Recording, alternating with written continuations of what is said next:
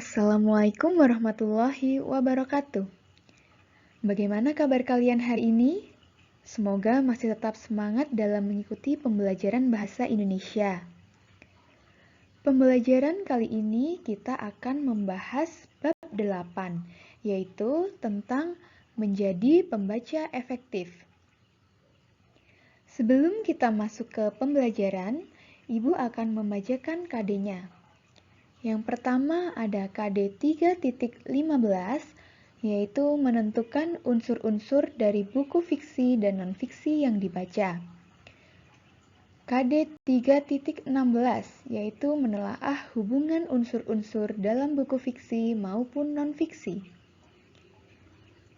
KD berikutnya ada KD 4.15, yaitu membuat peta pemikiran atau rangkuman alur tentang isi buku, non-fiksi atau fiksi yang dibaca. Selanjutnya ada KD 4.16, yaitu menyajikan tanggapan terhadap isi buku fiksi maupun non-fiksi yang dibaca.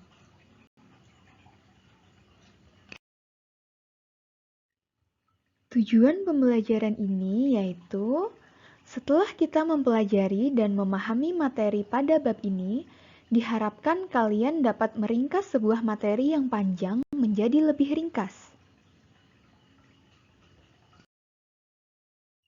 Poin pertama yang akan kita pelajari yaitu poin A, membaca dan mengenali unsur pembangun buku non-fiksi.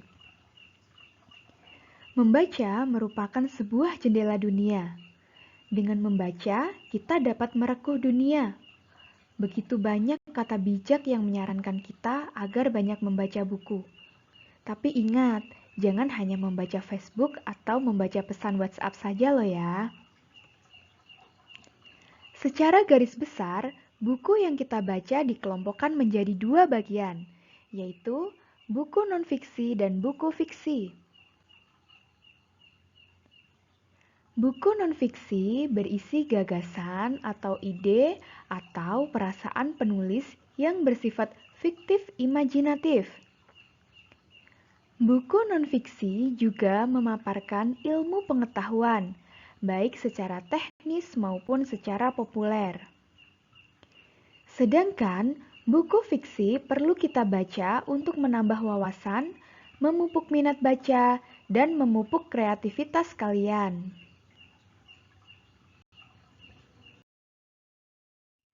Nah, sekarang coba kalian perhatikan contoh buku non-fiksi dan buku fiksi berikut.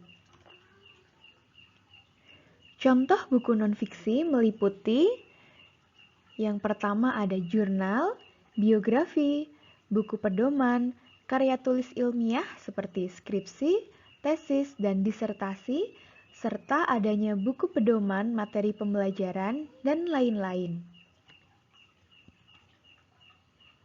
Nah, untuk contoh buku fiksi itu sendiri meliputi yang pertama ada novel, cerpen, sinetron, drama, telenovela, film komedi, dan lain sebagainya.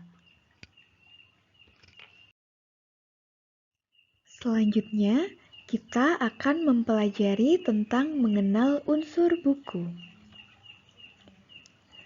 Unsur dalam buku non-fiksi antara lain cover buku, rincian subbab, isi buku, cara menyajikan isi buku, bahasa yang digunakan, dan sistematika penulisan. Buku fiksi memiliki unsur pembangun yang terdiri dari cover buku, rincian subbab, tokoh dan penokohan, tema, bahasa yang digunakan, dan penyajian alur cerita. Nah, pada poin ini kita akan membandingkan unsur buku non-fiksi dan buku fiksi. Coba sekarang kalian perhatikan tabel berikut ini ya. Unsur buku non-fiksi yaitu terdiri dari cover buku, rincian subbab buku, judul subbab, isi buku, cara menyajikan isi buku, bahasa yang digunakan, serta sistematika. Sedangkan pada unsur buku fiksi meliputi yang pertama ada cover buku, rincian subbab buku, judul subbab buku, tokoh dan penokohan, tema cerita, bahasa yang digunakan, serta penyajian alur cerita.